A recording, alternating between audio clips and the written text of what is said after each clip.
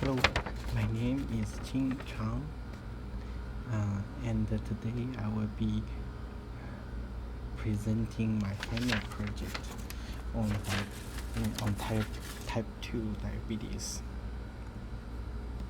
Type 2 diabetes is one of the most common chronic diseases worldwide and is associated with serious long-term complications if it is not properly managed. So, type 2 diabetes is a chronic metabolic disease characterized by high level of glucose in the blood, also known as hyperglycemia. These occur mainly because the body becomes resistant to insulin, or the pancreas does not produce enough insulin to maintain normal blood glucose level.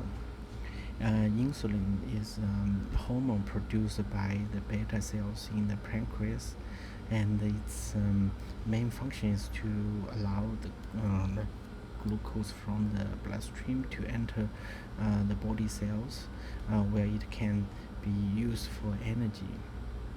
So diabetes is classified into several types. Type 1 diabetes, autoimmune destruction of pancreatic beta cells, and also usually type 1 diabetes diagnosed in children or young adults. For the type 2 diabetes, it is caused by insulin resistance and relative insulin deficiency.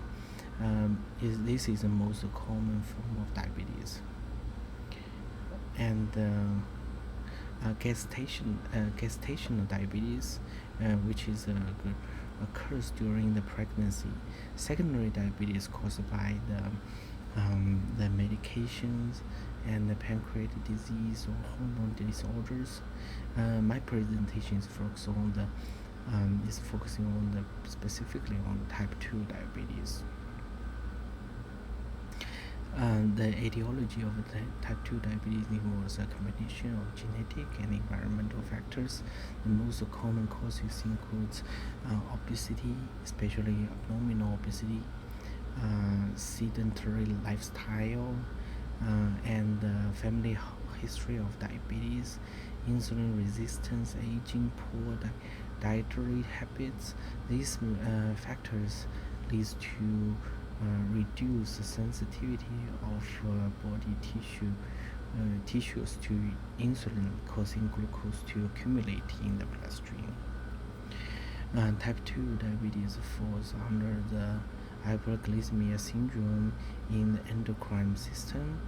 The hyperglycemia syndrome refers to the conditions characterized by the elevated blood glucose level due to insufficient insulin action or insulin resistance. So common symptoms include the classic symptoms and other symptoms. For those classic symptoms, it is polyuria, which is a frequent urination, and polydyspesia, excessive, which is excessive thirst, and polyphagia, which is increased hunger, and other symptoms including the fatigue, blurred vision, slow wound healing, frequent infection, unexplained weight losses. Sometimes some patients may also be asymptomatic and only diagnosed during routine blood tests. The most common used diagnostic test is hemoglobin A1C test, HbA1c. This test measures the average glucose level over the past 2 to 3 months. So expects the results is when it's normal, so it's below the 5.7%, and for the pre-diabetics is 5.7% to 6.4%, and for the diabetes is 6.5% or higher.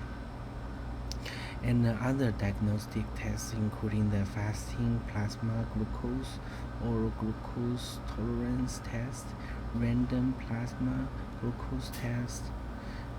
One important differential diagnosis is type 1 diabetes, although both conditions cause hypoglycemia, but there are some differences.